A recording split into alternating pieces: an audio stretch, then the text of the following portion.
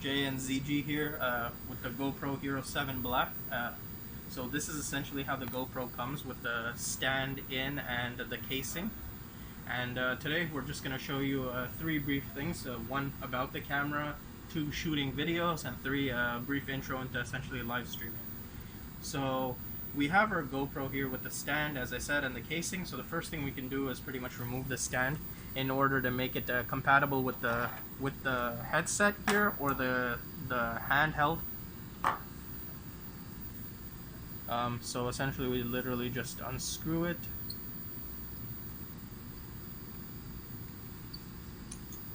And this is sort of like a plastic clip-in, so we can just pretty much slide this out and this clips out. And the second thing we want to do is now remove the casing. So you can see the arrow there. You essentially just want to apply some force and snap that out, and then lift this up, because as you can see there's a little bit of a curve there that pretty much wedges into here.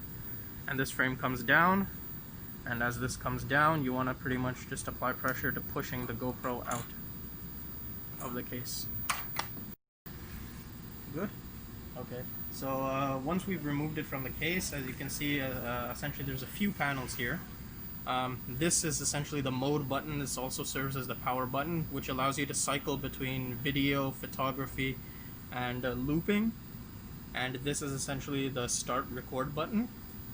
Down here we pretty much just have the battery that you can press and slide to remove, and then you use essentially this little piece of, I guess, paper, some sort of paper, to pull it out. And if you want to charge it, essentially you just put the battery back in, and there's a little hub here on the side that you can also press and slide down. You have your charger over here, the bigger one. And other than that, yeah, there's not too much to the actual camera itself. So if you wanted to, for example, change the mount of this to the headset or to the handheld device, what you do is pretty much essentially reinsert it back into the case, just by applying pressure again. And you fold this up and snap this into place. And once that's snapped into place, you kind of want to do the same thing we did previously, which is align this back in and make sure the hole is aligned entirely through, and put the screw in and just screw. So essentially just put it back how we found it, and then once you have it as such, take essentially the handheld device, slide this up, and you'll notice that this nicely squeezes in and slides in. Once that's done, you pretty much have the GoPro ready on the handheld device, ready to use. You can tilt in any way, whichever way you want, and yeah, that's pretty much the handheld device. And if you wanted to do the headset, for example,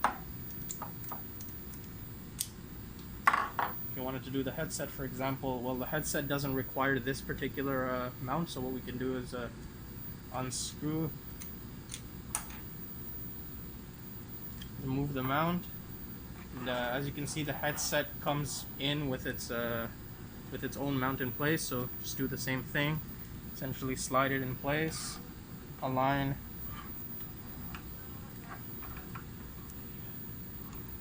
and screw.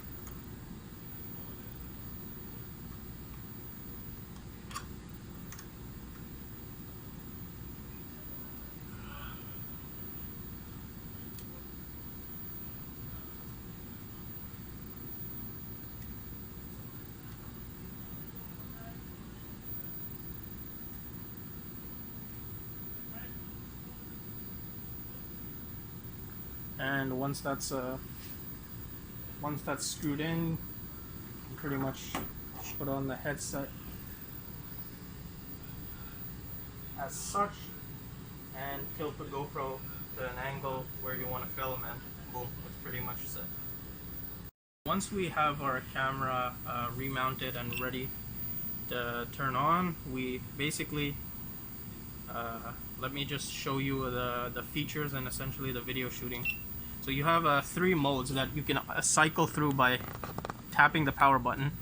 You can essentially have looping, looping time-lapse video. You can have just video and photo. So time-lapse, video, photo.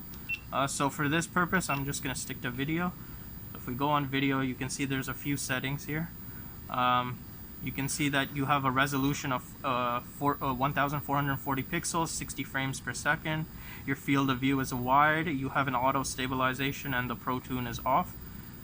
You can toy with those settings as you wish. You can hit here in the little magnifying glass to zoom in however you feel necessary. And once again, you can choose video or looping. Now the key thing is this little square here can let you cycle between 15 seconds and 30 seconds, which means you can shoot short video clips of lengths 15 seconds and 30 seconds. If you click the X here, you can continue shooting as long as you want without any limitation of sort. Once again, if we go to the photo mode, same thing. We can take a timer until our photo is taken. We have our zoom. We have our field of view, again, a wide field of view. Are we shooting raw or are we essentially shooting in JPEG?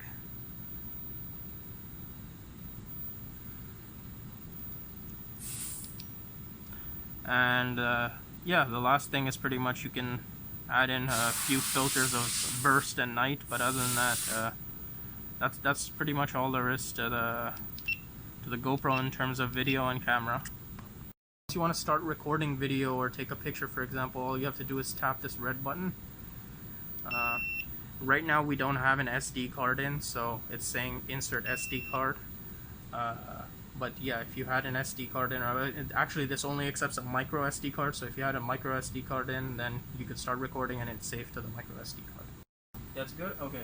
And the last thing we'll mention is pretty much live streaming. So live streaming is a bit tricky on the GoPro. You can pretty much, I mean, preferably you can live stream to 2 platforms, which are YouTube and Facebook. I mean, you can also use Twitch, but it's preferably YouTube and Facebook. Now, YouTube would be very tricky because in order to live stream on YouTube, you require a channel that has 1,000 subscribers. So that would not be particularly feasible for the lab unless ZG makes a bunch of bot accounts.